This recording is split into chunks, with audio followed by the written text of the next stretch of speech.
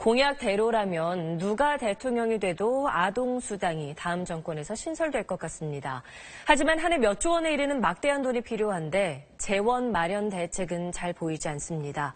다른 과제도 많습니다. 이어서 유덕기 기자입니다. 정책상 10만 원이든 20만 원이든 더 많이 올려준다고 해서 아이를 더 많이 출산할 것 같진 않아요. 사교육비도 그렇고 10만 원이나 이 정도 갖고는 그 아이를 낳냐 안 낳냐의 기준으로 되기에는 좀 말이 안 돼. 아이 엄마들의 반응은 시큰둥합니다. 후보들의 재원 마련 대책은 아직 구체성이 떨어집니다. 아동수당 재원은 후보들의 설계에 따라서 2조 6천억 원에서 6조 9천억 원에 이릅니다. 문재인, 안철수 후보 등은 자연적인 세수 중과분을 투입하고 불필요한 예산 지출을 줄이면 문제 없다는 식의 원론적인 답변을 내놨습니다. 심상정 후보만 사회복지세 신설하는 증세 방안을 밝혔습니다. 아직 사회적 논의가 부족하고 제도의 윤곽이 세밀하지 못한 것도 문제입니다. 지급 대상과 관련해 모두에게 지급하겠다는 공약도 있고 소득에 따라 선별적으로 지급하겠다는 공약도 있습니다.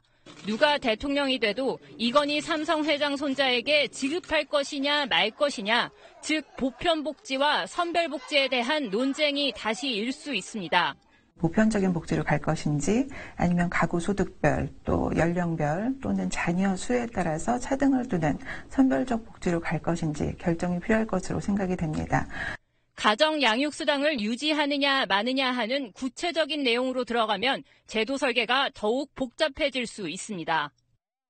네, 유덕기 기자. 후보들이 다들 아동수당 신설하겠다고 약속하는 배경이 뭔가요? 네, 사실 국가적 과제인 저출산 문제 해결을 위한 공약으로 나온 건데요. 그런데 아무래도 현금으로 무언가 주겠다 하면은 눈길이 가게 마련입니다. 따라서 후보들 가운데 누군가 이걸 하겠다 하니 다들 따라서 하는 모양새도 있는 거 아니냐라는 분석도 있습니다. 네, 다른 나라도 아동수당 지급을 저출산 대책 중에 하나로 운영하고 있습니까? 이 아동수당 같은 경우는 아동 복지 차원에서 도입된 정책이지 저출산 대책보다는 그 부분이 좀 강합니다. 네. 이 표를 함께 보시겠습니다. 프랑스나 영국 같은 국가들이 1, 2차 세계대전 이후에 국가 재건 과정에서 아동복지를 위해 도입한 제도입니다. 일본도 1972년도 때 도입을 합니다. 세계적으로 91개국에서 실시하고 있는데 소득액과 자녀 수에 따라서 이렇게 차등 지급하는 국가들이 많습니다. 네. 따라서 만약 우리나라도 이 제도를 도입한다. 그런데 대전제가 저출산 대안이다 한다면 첫째보다는 둘째에게 더 많이 지급을 한다든지 하는 어떤 차등적인 지급 그림이 있어야 되는 거 아니냐라는 전문가들의 지적이 있었고요.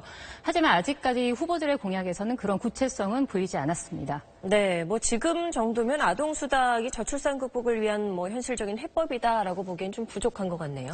네, 그렇습니다. 아무래도 이 대한민국의 저출산 문제가 사회 경제적으로 복잡하게 얽혀있기 때문인데요. 네. 한 달에 10만 원 준다, 15만 원 준다 정도 가지고 양육에 두는 경제적인 부담을 경감한다라는 거 체감하기 쉽지 않을 겁니다.